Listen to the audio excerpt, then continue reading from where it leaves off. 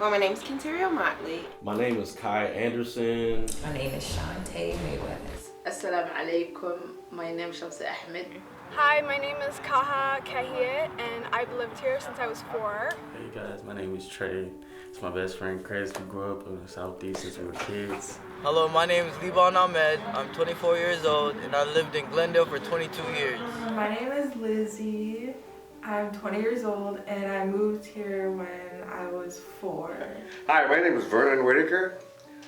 We moved Glendale, 1956, from North Minneapolis. My first name Choua, Chua. My last name Yang. My name is Soka Dachaso. I live in this neighborhood. I've been living here for about 17, 18 years. My name is Samira Abdi. 23 right now, and yeah, I just finished school recently, so I'm just working. My name is Ilyas Abdi. 19, about to be 20 this year. And Munt. I live 5 blocks from Glendale Housing, and I worked there from 1968 until 2005. Hi, my name is Ladan Yusuf. I've lived in Glendale for almost 20 years. I'm a single mom, so I raised my daughter here. And she was 4 years old when she moved here, and now she is in college. I'm also the co-founder of Defend Glendale and Public Housing Coalition that started here in 2014. 2022 was the 70th anniversary of Glendale Townhomes. We started talking about, actually my daughter had this idea about we should do celebration, and we were trying to figure it all out, and then it took a long time for us to actually get this started. But we started doing research and trying to figure out, what was Glendale like before we moved here. We went to the special collections at the Central Library and found boxes and boxes of letters and photos of Glendale and the people that lived here. And we were just like really shocked because none of the stuff was digitized. It just shows how our history wasn't being amplified and wasn't being celebrated, especially since majority of the people that live here are Black immigrants and also Hmong families. So we found out that there were other women, Black women that were before us that actually fought for Glendale for different reasons at the time. They were not under the threat of demolition or privatization, as majority of the public housing of Minneapolis is now, but we found out that women like Dorothy Whittaker and Ruby Barber and other women that we probably weren't able to find out their information were critical in keeping Glendale together. For example, Grandma Dorothy Whittaker was known as the grandmother where everybody went to her for help. She was basically providing she was a teacher, she provided support to the residents, and she made the community feel like a family. Ruby Barber was more like the politician when we found out, and she fought for residents having rights for this in the resident council and not MPHA, interfering with it, and she was an activist. These were women that were not talked about, were not celebrated, and we're like, we have to celebrate them. And that's how we found out. And then we found their children, and they also verified all this information, and they told us that, and how amazing of a community Glendale has been because of the people that kept Glendale together all these years. Okay, my name is Edward Barber. I'm a descendant of Ruby Barber, who lived in Glendale, who probably moved over here in the 1950s. My name is Duane Whittaker. My mother's name was Dorothy Whittaker. We moved over here in 1957. I was 2 years old. This is pretty much where I grew up. I lived here 16 years at least. When I was 18, then I got on my own and stuff. Okay. So I grew up here. This is what I know. Very proud to say, man, it's a beautiful place to grow up at that time. It was isolated. We didn't have a lot of problems. Everybody knew each other. Everybody knew each other's family. It was really, really nice. Okay, my mother was a housing activist. She did that quite early in her life. I remember one time she came back from a meeting at the housing, and she was kind of upset. And I was like, Mother, what's wrong? She was like, one of them guys down there told me to come in and sit down and don't say nothing. Because, back in the early 60s, and that, it was male people in power. And I think that was the spark that lit her fire to where she was, was going to be going hard for a housing activist. Mother brought a lot of things over to here that was not offered over here. Like, I remember when we were kids, we could go get immunized over here. They had brought a co-op store. See, they had helping out for jobs for the youth, job placement. Job Corps. Yep, Job Corps. I grew up, this is the back of the house right here, 75 St. Mary's. This is the playground area, which my mother had a great deal in getting all the toys and the structure for the kids to play on. We used to play football up and down here as kids before they had all of this. We had a teen center for the teens. I remember because the teen center was open, and that year I turned 13. Because every time I'd go in the teen center, guys like him would kick me out.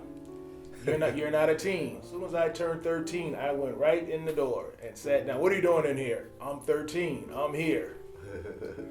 So different things like that. They brought the job program, NYC, Neighborhood Youth Corps. That was all part of the activism that the women came together and brought over here for the people of Glendale. She was dedicated, and she had a lot of younger women up under her wing who she mentored and would have them come to meetings with her to keep it going, because she figured out the more you have, the stronger you'll be.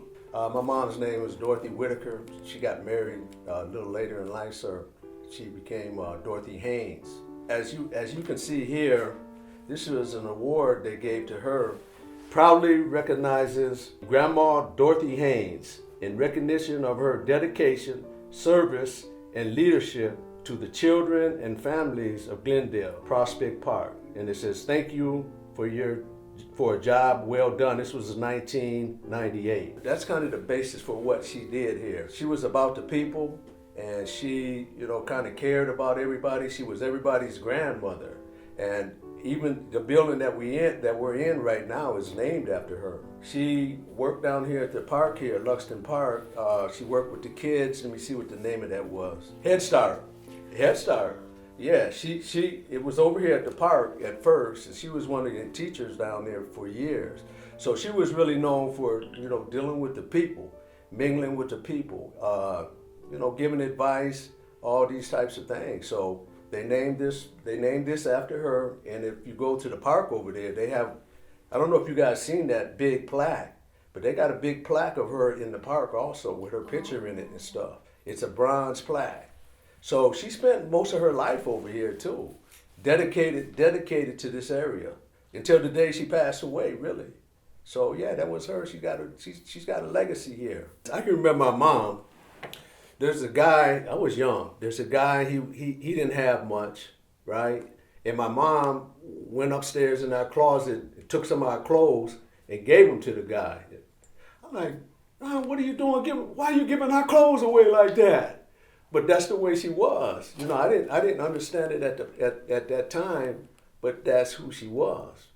So she was always a giver. It's just who she was. Like everybody knew her. Like, hey, Grandma. Everybody called her Grandma. The whole place called her Grandma. So everybody knew her.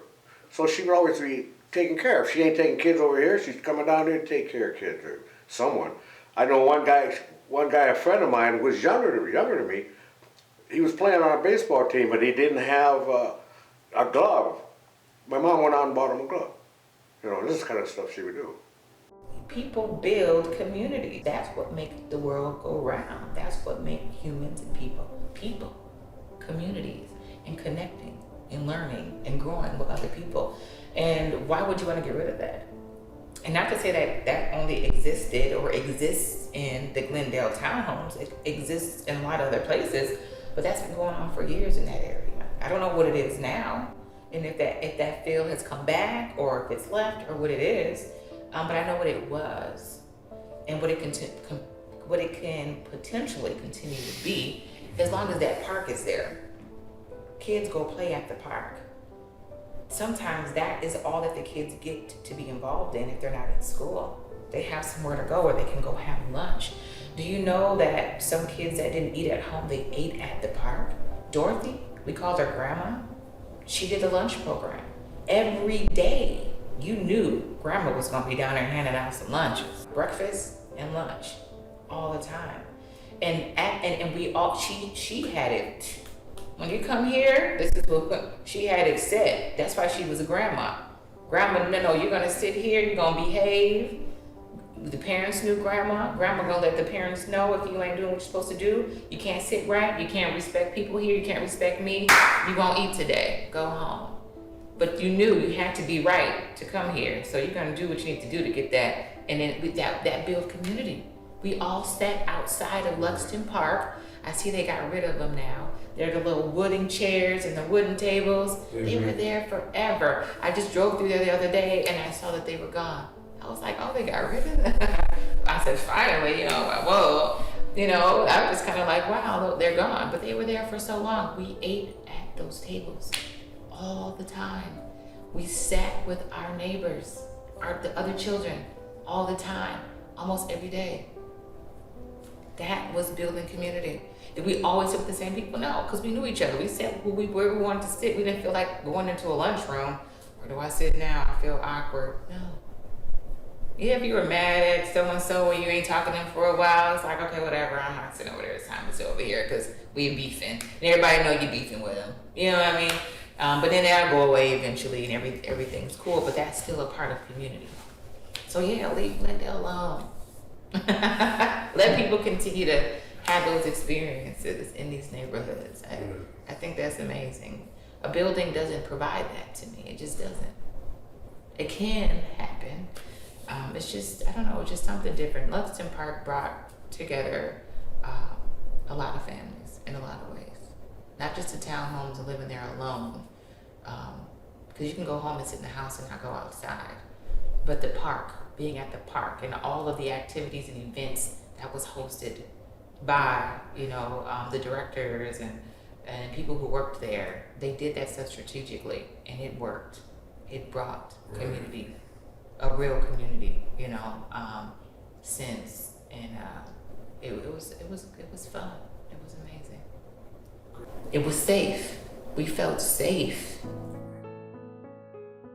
When I moved here, I was living in an apartment with my daughter that I couldn't afford, and I was in a wait list to get into public housing. I didn't even know the difference at the time between Section 8 and public housing. I just wanted a low-income housing, and I would see all these people coming back. It didn't matter what cultural community they came from.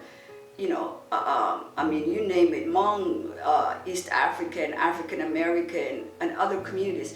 I would see people coming back, oh, I love living here. I love my childhood because there's a community center here where we had amazing mentors, even though now Minneapolis Parks has failed the community in not making sure that the community center at Luxton Park stays that way. But they relied a lot on the community. We had people like Grandma Dorothy and Ruby Barber and other leaders that came after that. Majority women, black women, who were part of the community, who if you needed something, you got it. The kids would come, they would get fed lunch, if the mom is at work, and then they would go to the after school program and they would have summer splash. The kids had a ball here, The elders had the doctors here, the schools were nearby, the transportation. If you didn't have a car, majority of the residents, when they moved here, if they moved here from shelters and so forth, they didn't have a car, they could get anywhere. They could go, especially after the train, after the green light came. And when the green light came is when everything started to change in the community. A lot of gentrification happened here. So when I first got here, like I said, I wasn't really talking to anybody. All the moms would be in the back watching the kids, and they notice every 5 minutes I'll be looking out the window, or I'll go to the door, or I'll sit out there to watch him. And the moms was like, you don't have to keep watching him, we got him, he's fine. And that just made me feel even more better. It's like, because they were looking out for my kid. And they was like, go relax, we got him. I'm like, oh, really? Okay. I was able to, I don't really watch much TV, but I was able to do nothing and relax. And they all looked out for each other. They make sure they need anything, you know, they ask all the time. They always ask how they're doing if they don't see them. Yeah, that's one of my favorite stories. Or like we had a blackout one time. All the neighbors came out together with flashlights and candles, and we were all outside together until the lights came back on. Everybody was kind of scared. We didn't know what was going on. So it was like one big block party at the time until the lights came back on. Yeah, that was pretty cool, because when the lights came back on, everybody was outside cheering. And sometimes when we have birthday parties for the kids, all the neighbors will come and like just join in, dancing. And I like the fact that the cultural difference doesn't stop us from still looking out for each other. Yeah. Yep. Memorable moments are playing at Lexington Park. I played soccer with them. I taught them how to ride a bike. My kids swam there, and we had kids from the neighborhood coming together, biking, playing together, and it's a safe neighborhood. We've never seen violence. And there's an area actually by the house, the parking lot, as you go down this hill. Now it's a parking lot, but it used to be open when I was living there. We used to play soccer there. Yeah. All the neighborhood come together, and it's right by a house. We step out and play soccer, and it's kind of like our coach watching over and playing with us and teaching us how to ride bike and stuff. Dad would do that? Dad, yeah, every asri yero salane kane. What did Dad teach you? Like it's kind of like every day after us prayer. He would watch us play with us, and then he taught us how to bike too and play soccer.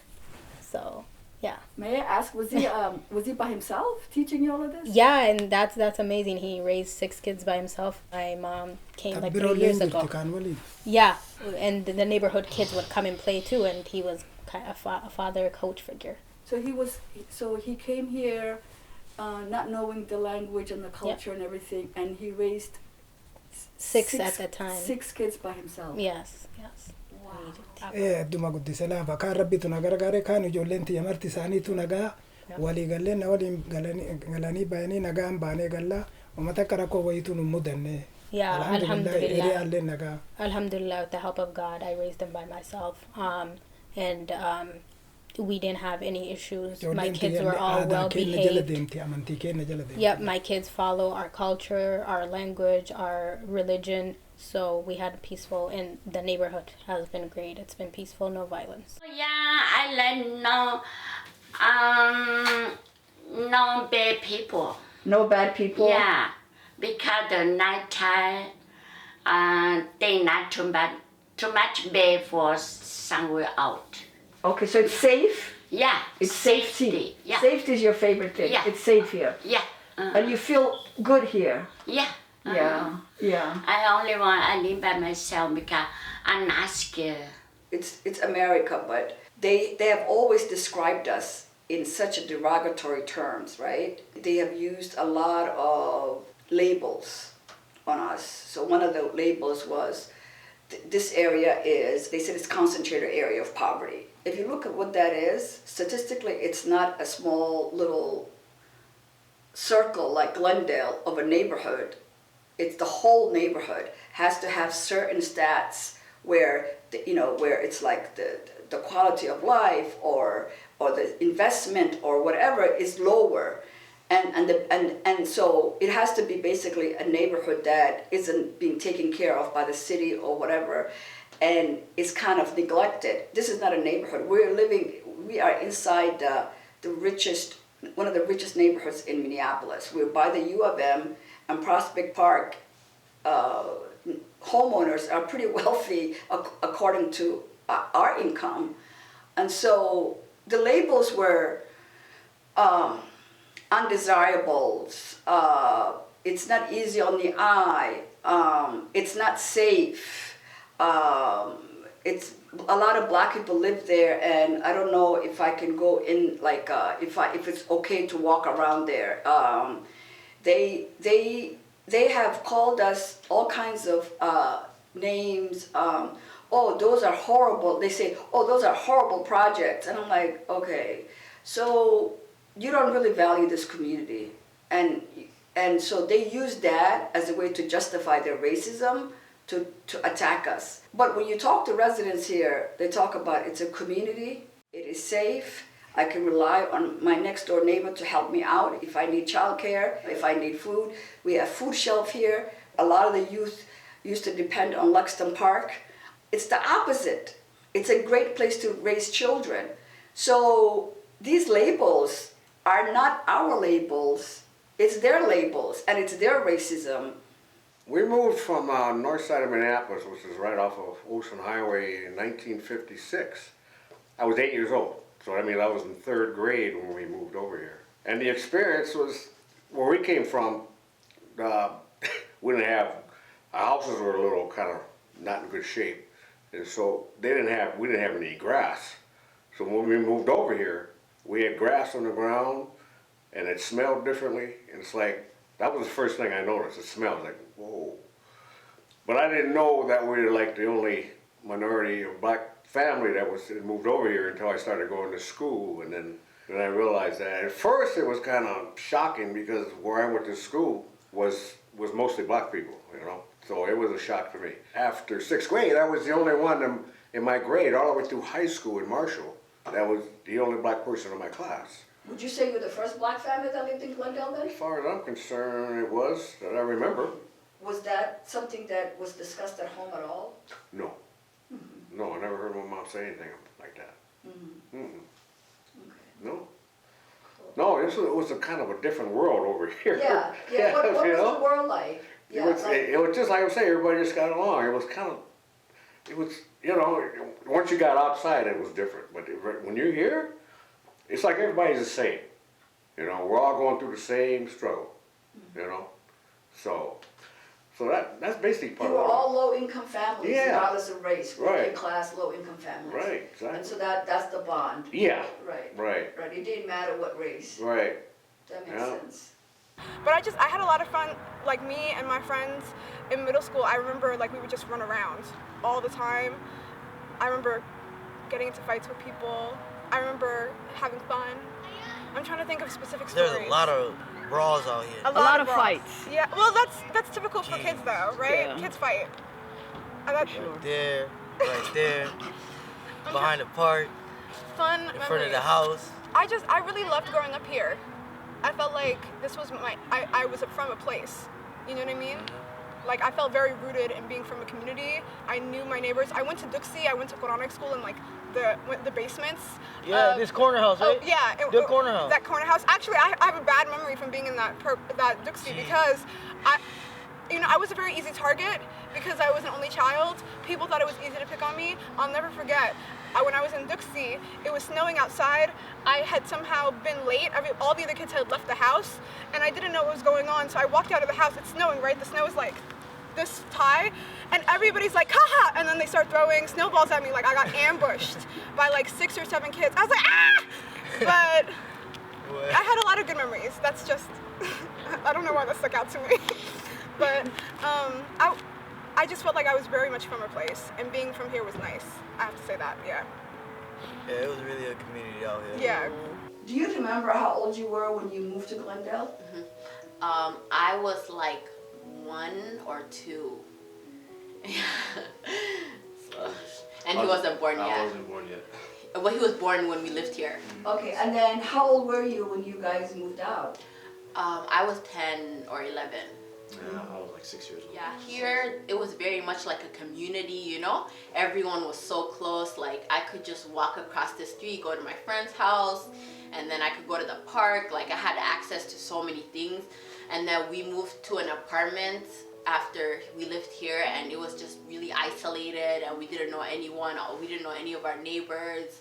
And there was like, the park was like a little bit farther away from our apartment, so yeah, it was just a big shift of like going somewhere where we know everyone to going somewhere we don't know anyone. There's just a really strong sense of community here. And even after we moved, we would come back to visit and partake in activities like all throughout my middle school years. Like I would come for Halloween, and then I would come, you know, for those events. Even though we didn't live here, we would just come because we were a part of the community. I remember Head Start did Halloween thing, and then Luxton did a Halloween thing, and then we would go trick-or-treating. If you go like a little bit like near Pratt, we would go trick-or-treating over there. So that was really fun. That's so cool. Yeah. Yeah, because they always had a lot of candy on that side. Yeah, on that side, yeah. Because here it was all like mostly Somali and, you know, yeah, they didn't celebrate Halloween. Halloween missing yeah. So. Because it's like, it's not part of our community culture. Yeah. So you never did trick-or-treating here? Yeah, we never did trick-or-treating here. Even the American kids would go there? Yeah, even the younger kids would go there. So yeah, it was really fun. And then I remember Somali Independence Day. They would do a big thing because most of our community was Somali, and that was so fun. I remember that. Yeah. Do you remember anything? I just remember telling my little brother to like run to the pool, and then I'd pretend like I was gonna go get him, and then instead of like getting him, I'd just like jump in the pool with them. with him, and then it was just like I was just having fun. I was just like tell him to run out, and then just do whatever I wanted and then come back with like holding him like this and act like I got him. He was the baby. Yeah, he was like so really young. And you had to watch him. Yeah. Yeah, no, I had to like I didn't need to watch him. It was just like he was an excuse for me to go outside sometimes. You know? Oh, okay, so I get it. So you would say, I'm gonna take him. You know, like I'll tell him run outside, right? And he would do it, and I'll tell my dad or my mom and be like, he ran away, like he ran outside. I'm gonna go get him. I'm gonna go get him. And then I did that like a bunch of times, and they figured out like this kid is just like playing around. Yeah. I remember that. That was so funny. He was like, yeah, I'm gonna go get him, and then he would go swimming with him. Yeah, that was funny. Oh my God, when did they figure you out? They figured it out when my whole like clothes were like wet, and they'd be like, why is this kid like he comes back with his wet like clothes wet, and then he just comes back, and then they figured out like I was just swimming with him. Yeah. And oh my God. I think it was like my dad I will caught me one time. Oh my God, that's so funny. My dad probably caught me like one time just playing outside, and then like my little brother was nowhere to be found, so he got mad at me. He'd say, you're gonna be staying home. Yeah. There's one time we were on the basketball team. It was me, Mustafa, Ozzy, Zach, Abdullahi, Deshaun, Raul, Jared, geez, all of. But yeah, we were on the basketball team before Luxton, so we were losing every single game. It was so sad. And then one time, you remember Hashim? Yeah. Yeah, he betted us this one time. It was random. He said, if you guys come back and win this game, we're gonna have a pizza party when y'all come back. We're like, cool. I still remember this park. It's right in Northeast. I think it was Harrison or something. So we faced them, and this time there were some little kids we were facing. It was sad that we just blew them out. And then we came back happy, you know, we're thinking we're gonna have a pizza party. We came back to the park all hyped. We told him, and he literally said, I thought you guys were gonna lose. And so he didn't even order nothing. And we just sat there staring at each other so salty. That was one memory I'm always remember. I don't know why he said it, just to motivate or something, but he didn't order us nothing. We just came back to the park and it was like, all right, at least we took the W. We would always congregate here at my grandma Ruby, my chosen family, right here. So she would cook.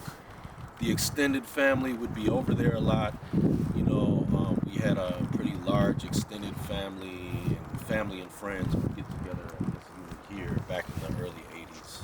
Yeah. But I think it's really interesting that I remember her place more than even my own.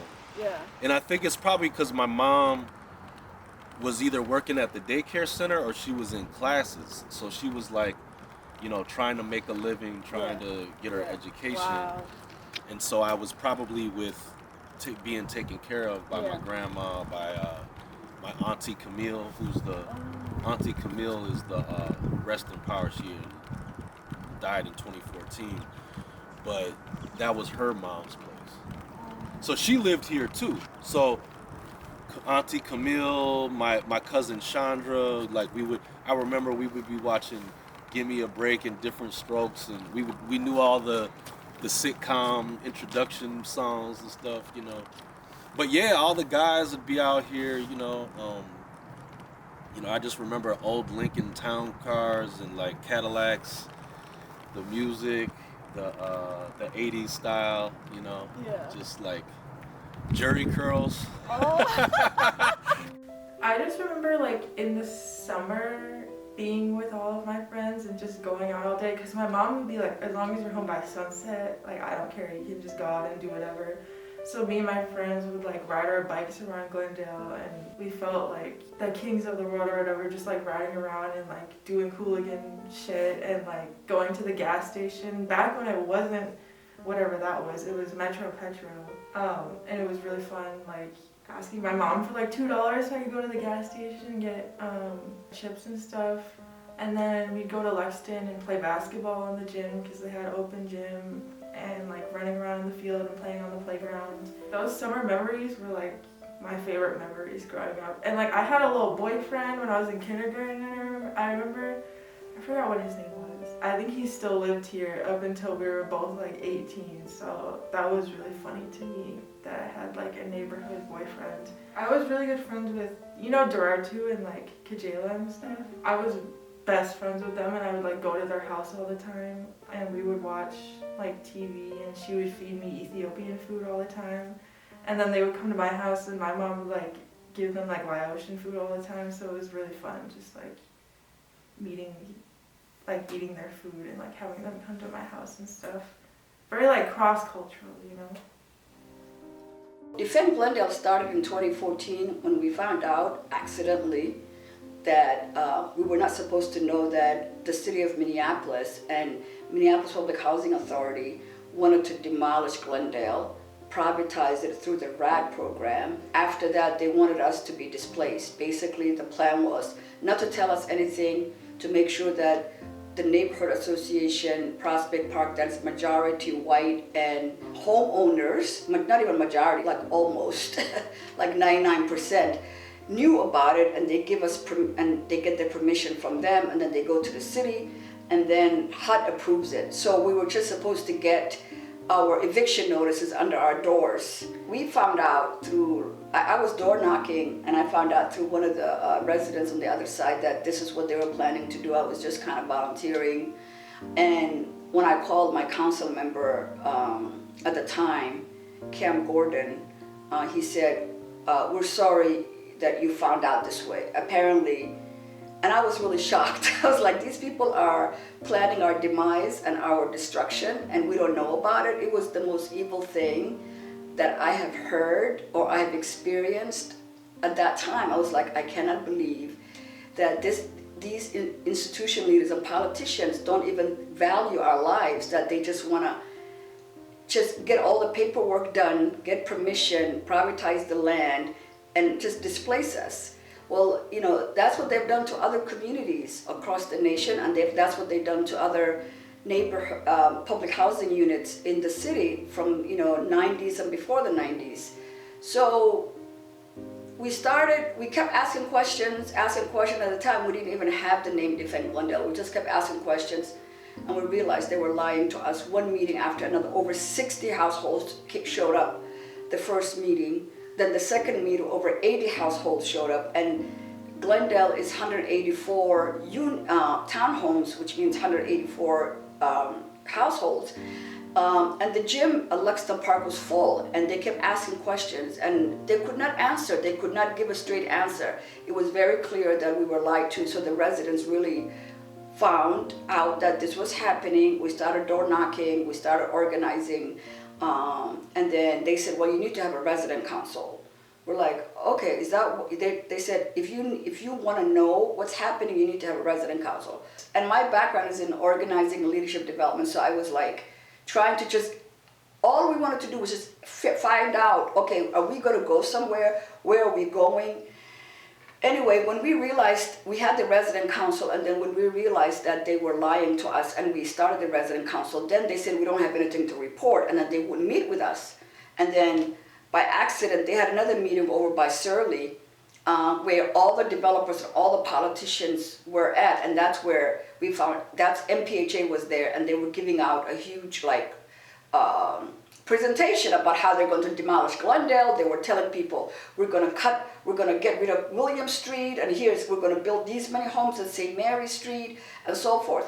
These are the same people who, when we went to them, we said, can you let us know? We have the resident council, you made that a condition, so meet with us. And they didn't want to meet with us, but yet they met with the developers and the white establishment. They were all white, because half of the neighborhood didn't support us at Prospect Park. They were all anti-Glendale, and these were men that were former professors at the U and so forth. So when we went, that's how we found out then after that they really wanted to come after us, and they wanted to demolish Glendale. And then we had to resign because they kept not supporting the resident council. We couldn't even print one paper. We couldn't even print out anything. They were basically blocking everything we do. We wanted to have our own independence and our own. The Glendale Resident Council used to be a 501c3. They blocked that. It used to be an independent nonprofit. They blocked that, and that's when we realized, oh wow, they just want to keep oppressing us. And then we started meeting. When we resigned, we started meeting at the multi-purpose room at Luxton, and then MPHA staff from headquarters would just come and force themselves in the meetings and try to intimidate us. And a lot of the residents were already intimidated. They were harassed by the staff. They were told we're going to evict you. There was a lot of fear. And so we told them they cannot come in to our space because we're not a resident council, and if that's what you're using as a jurisdiction or some sort of a control, you can't, because we are just meeting. And that's where the name Defend Glendale came about. We said no one can come into our space unless they defend Glendale. And so only if you defend Glendale and you want Glendale to be intact can you come into our space. And at that time we were advertising our meetings in social media on Facebook because we wanted people to know. We asked them in a meeting, in a huge meeting, it was kind of a protest meeting, when they kept showing us photos, this is where you're gonna live. We're like, no, we're not, you want us out. And then some of the mothers asked, where are we gonna go? And the leadership of MPH at the time said, we don't know. It was point blank, we don't know. And that's when everybody, so the lies basically came out. And they will continue to organize, and then in 2015 is when they were supposed to get the vote to privatize Glendale through the RAD application at the city. They had to pause it because they felt like we came out of nowhere. Protests of a different kind over plans to tear down one of the oldest public row houses in the Twin Cities. Not only are they historic, they're considered affordable housing, and there are fears the people displaced will be thrown into one of the worst affordable housing shortages in years. I guess they didn't want the press catching that there's over 100 people that are going to be showing up at City Hall that are black immigrants and so forth. This was the scene at Minneapolis City Hall Wednesday as protesters filled the building with their chants and climbed the stairs to the council chambers to voice their concerns. So they paused it. When they paused it, to us it was a win. But then the years after that, we kept asking them to pass a resolution to protect Glendale, and they didn't want to do it. And then in 2017, Lisa Goodman and Jacob Fry and Betsy Hodges, all of them, especially Lisa Goodman and Jacob Fry, who were really want everybody in this city, they want all the black and brown people to leave. That is their record. They brought a man named Greg Russ, who was basically the Axeman from Cambridge, Massachusetts, who has destroyed public housing all over the nation. He is the one that basically the government, local governments would hire to come up with plans to get rid of public housing because he said that was his calling. He came here in 2017 because they kept stringing us along all throughout 2015 and 2016.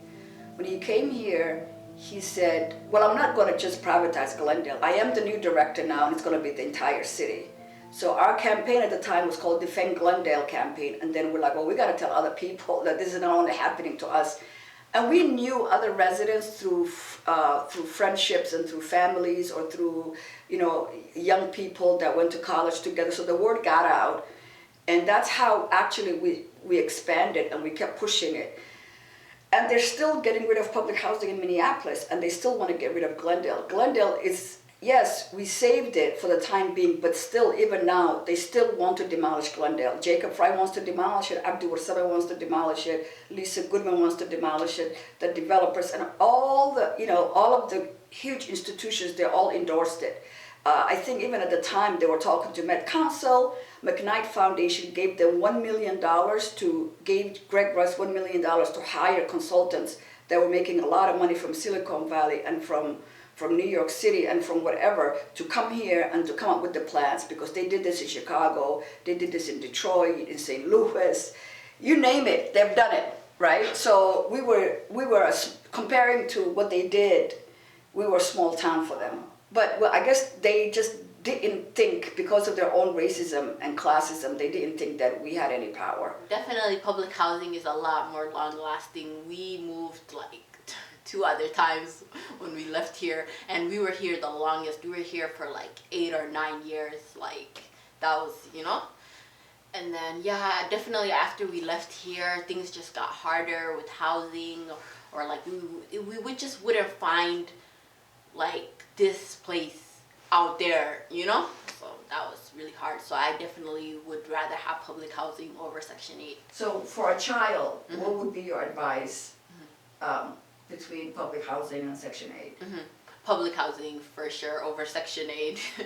It was just, Section 8 was just, like, it was, like, a lot of people are still using it, so it's helpful in, like, paying off, your most of your rent for you, but public housing is a lot more long-lasting than Section 8. Like, here we had, like, basements, laundry, like, everything, Once we moved to, started living in apartments, it was like we had to pay for, like, everything, And then, like, the heating and, like, the air conditioning was just not good either, and so the winters were just really hard. Yeah, it was just hard. As far as, like, how I feel about housing around the city, like, they know what they're doing. The people who up there in that position, they know what they're doing. What they want to do. So it's like, Okay, so what does that mean? It's like, they telling us, oh, we want this land, so, because we got all these college students who without homes and they're homeless and all types of stuff. So we're going to move y'all to what? North side, south side, to neighborhoods. Now, okay, just think about us now. If they would have did that back in the day, like, just think about a kid, like, I'm going to keep it real, like a black kid moving to the north side, not safe. Like, 25% of us going to die. Facts. Black kids out on the north side going to die. So now you putting us a part of that 25% when you moving us from here. And then, in our reality, all y'all worried about is how much money y'all finna make off these college students. So in our reality, like, just think about what you're doing. You probably putting the kid in a predicament they don't want to be in. Because I definitely, already, like, when they said that, like, that's all I was thinking. Like, when they knocked this down, I'm not going to the north side. Like, my mom's going, I'm not going with her. I got other family. I probably would have moved to Chicago. And Chicago a dangerous city, but that's how I feel like I can move better in Chicago than they just moving me to the north side. So that's like, we just gonna throw you to the streets. Exactly what it was. When you start saying students, then I start thinking about the money value. I say, yeah, this is basically what they want to do. Tear them down, rent to the students, higher price, and make that money. They don't care about people, I mean, you got people that want to live. Now, where are they going to go? Where are these people going to go? There's a lot of people in this place. Did the county and the city, like right now the county and the city doesn't support, public housing, but when you were around, what was their stand on Glendale and public housing similar to Glendale's? I'm sorry, I have never seen it being a good culture. They liked the recognition, and as long as there was recognition, they left it alone. If Prospect Park wouldn't have been involved, I don't know what would have happened. This is a community that's strong. We will stand strong together, fight strong. We've raised our kids here. This is a community that will come and stand together.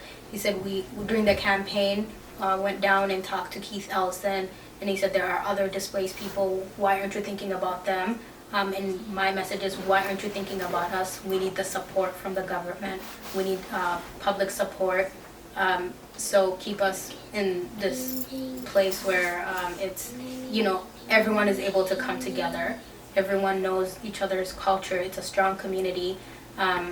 And he said, I know they're just trying to push us out. For example, I had a 4-bedroom when I was living with my family. And then now since the other older kids got out, they moved us to a 3-bedroom. And maybe even down the road, they moved me to 2, 1, and then eventually say, oh, you got to get an apartment. But the future generation that's growing up, the kids that are having kids will be bigger. They'll stay strong. They'll fight for us. And my message is, we're going to keep fighting. We're a strong community. Can you tell us a little bit about your background, or where you moved from, or anything like that? Well, actually, I was homeless for about 9 years before I got here. I was living with my uncle and then bouncing from house to house for a while. Public housing means a lot to me. I feel like it's actually saved my life and made it better for my children. Stability, having a place to call home without having to live with somebody else, running from house to house. There were times we had to fake sick just to sleep in the hospital, or I had to sleep with them on the train, but I couldn't sleep, but they would sleep, you know, while we ride the train. It was really, really hard. My kids start acting up in school because they was not stable. I didn't really have so many friends and family to help. So it meant the world to me, finally, to get that call and to not be out in the cold anymore. And to be able to tell my kids we have our own place, they have their own space. Like, and to see their face light up, oh, that was the best part of it all. Glendale is special because Glendale, actually, even Ann told us this, who has been a long time Glendale advocate and one of our amazing supporters that we will always be. She's been here, she was a social worker here back in the day, and oh my gosh, she has so much history when she's working here. And she said back in the day, they used to say Glendale is a model of what public housing should be. Even, I think she even said they had a HUD meeting and that discussion came up. Why is that? It's because families have green space, they have a place for their kids to play, they have after school programs, you have food shelf. We used to have in this office here, this used to be the residence office. If you needed help, you would get it, and it is a close-knit community, right? So when you have that, and it's also low density, where you're not stacking up. You know, it's not a huge building where this is an open air, people have backyards, there's basement, and, you know, depending on your family size, from 1 bedroom to 4 bedrooms, the waiting list, I think, a couple of years ago was like 4 or 5 years to get in here. There is no public housing in Minneapolis right now that's like Glendale. We're the last one. They've destroyed all the other ones that were like us. So this model can be studied, and with the right leadership, I think public housing should be expanded and protected, and there should be more family housing like this. It's easy, but you know, the leadership does. You know, it's an anti-poor leadership, and they don't want to take care of the most vulnerable population. Well, this unit right here in 1967, there was a Native American family. Their last name was Livingston, and the guy named Clyde Belcourt used to always come here. We knew him from when we were real young, and he was in charge of the American Indian movement. And also the guy, anyways, there's a guy he's still in jail right now in North Dakota because they had that big standoff up there. They all used to come here. Dennis Means. Yeah, they all used to come right here to this house right here. Yeah. And so we knew about the Indian movement a long time ago. One of them married the oldest sister, Peggy Livingston. Yes. Either was Clyde or Dennis. Yeah, we had some a lot of stuff going on here. You know, a lot of good things. Wow, I didn't know that. The guy Clyde Belcourt, he just died. Oh, yeah, he just died when? He just died probably about a year or so ago. Maybe not even a year. They were the originators of that movement. No, I know. American Indian movement, right? Yeah, because American Indian movement is like everybody knows about them. Yes. Wow. Clyde Belcourt used to come that is right so here. cool. Yeah.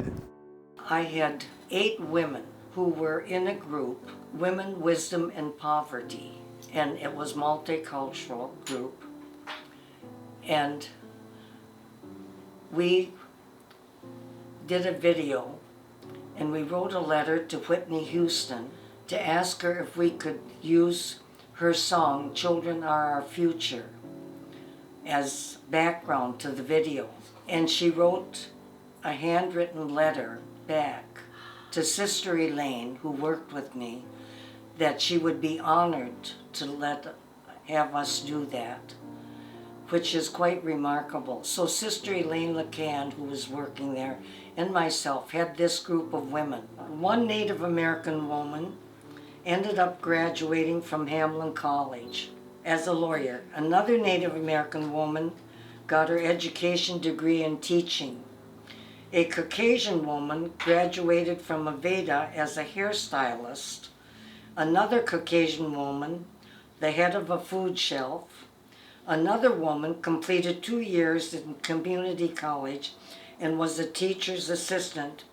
2 other Hispanic women went to culinary school to be chefs in restaurants. This took place in the 1970s in Glendale housing. Sister Elaine LeCan worked in Glendale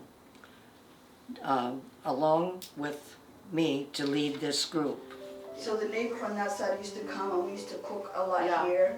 And then they loved the white neighbors, they liked our food a lot. She used to cook Italian food. Italian food and cook so neighborhood ka dhan ay yimaadaan so tukada cuntada loo cuno meesha la qosle waxa leedahay every single day body ma haysataan. So people would say, are you guys partying every single day?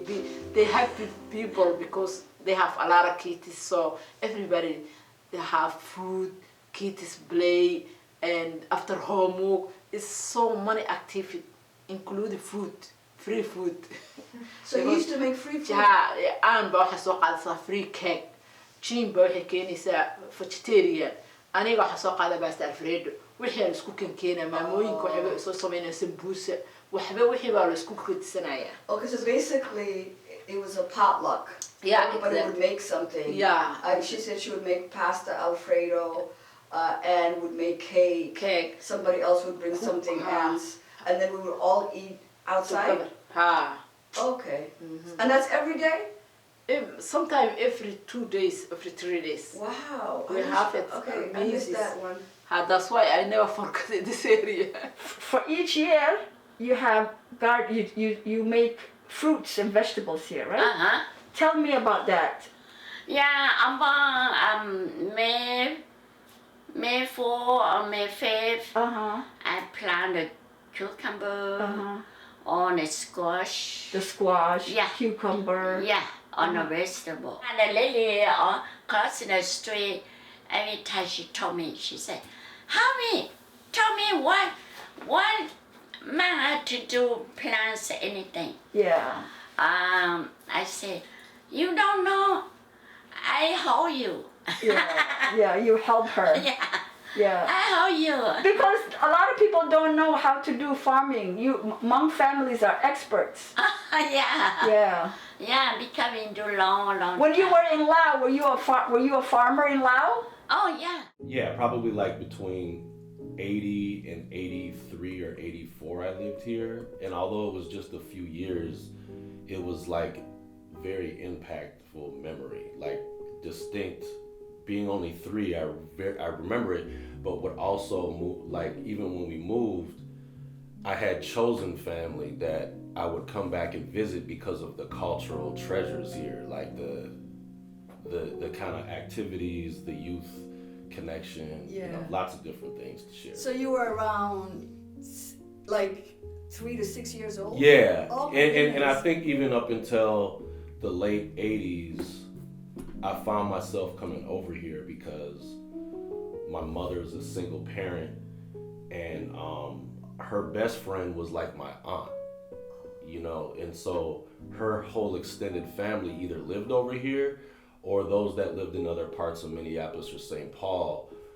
Our get-togethers would be here because of the, you know what I mean, the community vibe, you know, so like, yeah, so it was a lot. And I'm a black Scandinavian. I go by like a black mixed race identity. So my mother, who's Danish, I think what was really significant about me living here is that it kind of instilled an importance in my African American heritage, because my aunt, through chosen family, really instilled that in me in a natural way. Like my grandmother lived Grandma Ruby, and then my aunt Camille lived up in here. But yeah, that was kind of like the beginnings of that importance, and it stuck with me. So that's what this place means. But you know, big wheels, those like little, you know, you pedal, you got the one big wheel in the front, and so what I remember most is the joy of like riding up and down the bumpy sidewalks, you know, and then the elders trying to keep me, you know, trying to help keep me out of the street, you know. But that, the Luxton Park, Yeah. I think we used to call it the Summer Spectacular. Okay. But what I remember most is music and fashion. Oh, really? I mean, this is just as a little kid, right? Yeah. Like the older boys wearing the do-rags, you know, this was the Jerry curl days. So Yeah. like the guys with the baseball cap with the you know, like the shower cap, but you know, it was stylish. Yeah. But it was like breakdancing was starting to be exposed, and you know, just yeah, like lots of different. It was diverse. I'm sure it's more diverse now, and I started to see how different it was compared to other parts of the Twin Cities. You know, like just the physical geographic layout of Glendale. But Glendale was a good place to live because it was like a tight community. You know, we're real tight. Everybody just got along. Once in a while, there might be a little scuffle with kids, you know, and they get scuffles and stuff. But otherwise, because everybody lived so close together, and then we were just like right here. You know, you can holler out your backyard, "Hey, come on, play." Next thing you know, you got a whole group of people playing out there. So that's what I liked about it. It was different from if you lived in the house. Like everybody's so there, you know. In the house out on that Yeah, side. so if you lived in the house, you're so far apart. But here, you're so close together, you know. Very proud to say, man, it's a beautiful place to grow up. Everybody knew each other.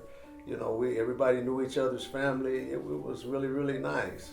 People build community. That's what makes the world go round. That's what makes humans and people, communities, and connecting and learning and growing with other people. And why would you want to get rid of that? And not to say that that only existed or exists in the Glendale Townhomes. It exists in a lot of other places, but that's been going on for years in that area. When you're here, it's like everybody's the same. You know, we're all going through the same struggle. Glendale is a model of what public housing should be, but there is no public housing in Minneapolis right now that's like Glendale. We're the last one. They've destroyed all the other ones that were like us. This model can be studied, and with the right leadership, I think public housing should be expanded and protected, and there should be more family housing like this. It's easy.